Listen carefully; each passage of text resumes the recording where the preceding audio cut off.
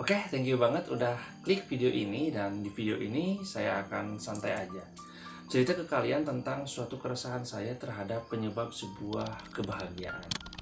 Apa itu kebahagiaan? Apakah teman-teman sudah merasakan kebahagiaan?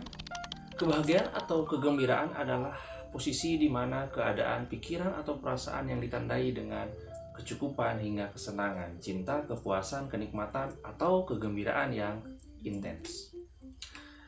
Bahkan, secara umum, kebahagiaan dapat diartikan sebagai perasaan puas dengan kehidupan. Sedangkan secara biologis, hal tersebut terkait dengan pelepasan hormon dopamin yang ada di tubuh kita, yang terlibat dalam perasaan senang, teman-teman. Lalu pertanyaannya, apakah rasa bahagia atau kebahagiaan perlu adanya faktor dari orang lain?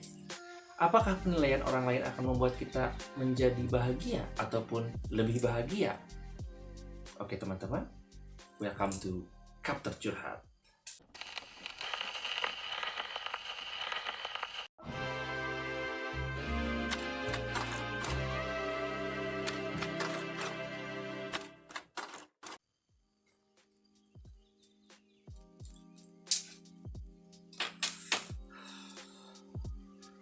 Nah, ketika saya berada di umur 17 tahun sampai saya sebelum menikah, saya berada di dalam fase ingin terlihat something di mata orang lain. Bahkan terkadang saya menggantungkan kebahagiaan saya terhadap opini atau pendapat orang lain, teman-teman. Dan jika menurut orang lain hal itu nggak pantas untuk saya, gitu kan, meskipun saya kekeh melakukan apa yang saya suka, pikiran saya akan terdistract oleh omongan atau pendapat dari orang lain tersebut, hingga pada akhirnya saya mengikuti omongan orang lain.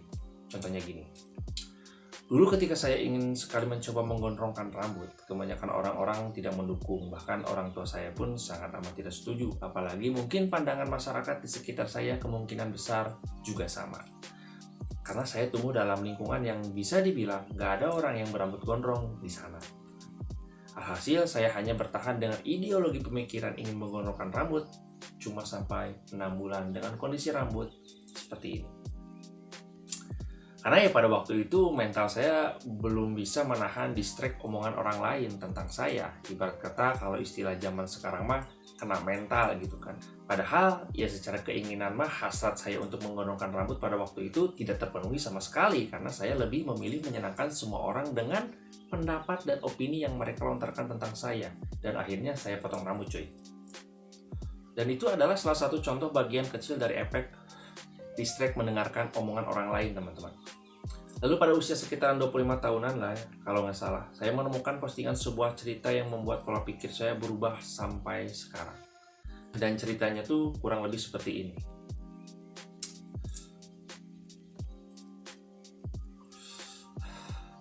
Jadi dikisahkan, pada suatu siang yang terik, pokoknya lagi panas-panasnya lah, berjalanlah sepasang suami istri yang menuntun seekor keledai, teman-teman. Mereka bertemu dengan orang pertama, lantas orang pertama pun berkata, betapa bodohnya sepasang suami istri itu. Mereka mempunyai seekor keledai yang bisa dikendarai, tapi mereka malah memilih berjalan di bawah terik yang begitu menyengat ini. Nah, lalu setelah mendengar hal itu, sang suami pun menyuruh istrinya mengendarai keledai tersebut. Sementara sang suami tetap berjalan menuntun keledai yang dikendarai oleh istrinya dan melanjutkan perjalanan. Kemudian mereka bertemu dengan orang kedua. Nah, orang kedua itu lantas berkata dan tertawa. Dasar suami takut istri gitu kan, membiarkan dirinya berjalan menuntun keledai di bawah terik matahari, sementara istrinya enak-enakan duduk di atas keledainya sambil mentertawakan. Nah, mendengar komentar tersebut, sang istri pun turun dan menyuruh sang suami untuk duduk di atas keledai tersebut, teman-teman, menggantikan dirinya dan melanjutkan perjalanan. Selang beberapa lama, mereka pun kembali bertemu dengan orang ketiga. Dan orang ketiga pun berkata, sungguh tega sekali ya suami itu, ia membiarkan seorang perempuan, apalagi istrinya sendiri, berjalan di bawah terik matahari menuntun keledai yang dinaikinya. Nah, akhirnya sang suami pun menyuruh istrinya ikut naik ke atas keledai dan bersama-sama mengendarai keledai tersebut untuk melanjutkan perjalanan. Hingga pada saat itu mereka pun bertemu dengan orang keempat. Nah, orang keempat pun malah berkata, sungguh sangat kasihan keledai itu. Begitu teganya ya sepasang suami istri mengendarai keledai sekecil itu di bawah terik yang begitu menyengat ini, benar-benar menyiksa hewan. Mendengar komentar seperti itu, akhirnya sepasang suami istri tersebut sudah tidak bisa berbuat apa-apa lagi, bahkan tidak tahu harus bagaimana lagi, karena semua hal yang mereka lakukan selalu dianggap salah oleh orang lain. Hingga pada akhirnya mereka kembali pada keyakinan awal mereka, yaitu kembali berjalan dan menuntun keledai piaraan tersebut, teman-teman. Hal ini membuktikan bahwa sekeras dan sekuat apapun kita mencoba mengusahakan yang terbaik untuk disukai orang lain, tetap akan selalu ada orang yang mencela dan menganggapnya salah. Nah, itulah esensi atau pesan yang ingin disampaikan dari cerita tersebut. Dan saya sangat salut banget buat orang yang pertama kali membuat kisah itu, karena pastinya cerita tersebut tuh telah membuat banyak orang, termasuk saya pribadi, terbuka pemikirannya tentang definisi bahagia tanpa harus mendengarkan opini atau pendapat orang lain tentang diri kita. Karena jujur aja, ketika kita udah terjun ke masyarakat, hal-hal seperti kisah suami istri dan seekor keledai itu sering banget terjadi, cuy. Gini, contohnya, belum nikah, diobrolin. Katanya gini, umur udah pas tuh, kenapa belum nikah? Kalau misalkan dijawab secara kasar, emang situ mau biayain hidup saya? Saya ngalamin hal itu. Udah nikah, apakah akan aman dari pertanyaan? Enggak, cuy. Katakanlah ketika kita udah menikah dan belum dikasih rezeki oleh Tuhan, seorang buah hati gitu kan, ya pasti akan ada pertanyaan atau opini dari berbagai pihak juga. Padahal hal tersebut adalah suatu hal yang nggak bisa dikontrol oleh manusia manapun. Lalu apakah orang yang sudah dikaruniai buah hati pun akan menjadi aman dari pertanyaan atau opini tersebut? Jawabannya enggak juga, cuy. Tetap aja bakal ada opini-opini lain yang mereka masalahkan atau mereka tanyakan. Contohnya, ketika anak saya waktu itu belum bisa jalan dan teman yang seusianya udah bisa jalan, itu juga ikut di komen, cuy.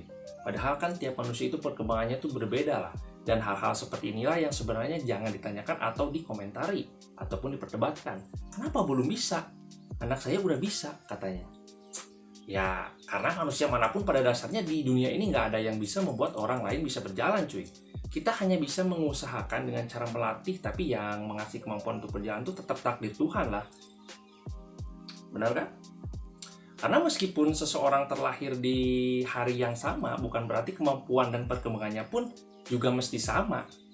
Dan terbukti anak saya sekarang udah lancar naik sepeda, meskipun waktu itu telat bisa berjalannya dibandingkan teman seusianya.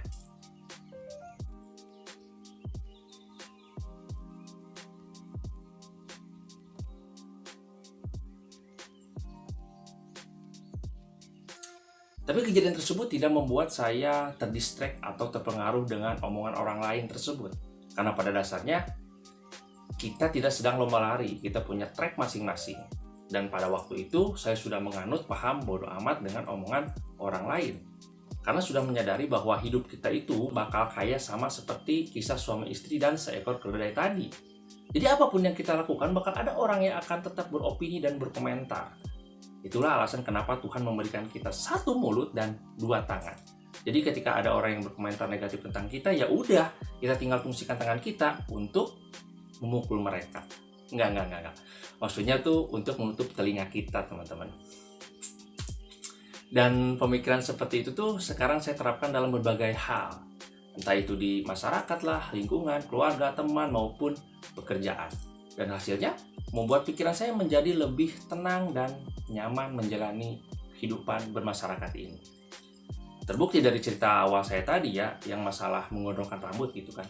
Sekarang rambut saya udah 1 tahun gondrong, dan saya berhasil melewati masa-masa di mana lingkungan saya berkomentar dan tidak setuju akan kegondrongan saya. 1 tahun sebelumnya, saya lagi suka botak, cuy. Jadi saya botak selama 1 tahun gitu kan. Banyak juga yang gak setuju. Tapi saya berhasil melewatinya juga. Karena bagi saya yang sekarang gitu kan, saya tidak terdistract atau terpengaruh lagi dengan omongan orang lain. Apa yang membuat saya bahagia? Ya udah saya jalanin. Semisal saya ingin gondrong dan itu membuat saya merasa lebih bahagia selama hal tersebut tidak melanggar norma agama dan pemerintah, ya kenapa enggak gitu kan? Karena pada dasarnya bahagia itu kita yang ciptain, dan bahagia itu sederhana, yang rumit itu penafsirannya. Saya Andian Agus, terima kasih telah menonton konten ini. Sampai jumpa di konten selanjutnya. See you.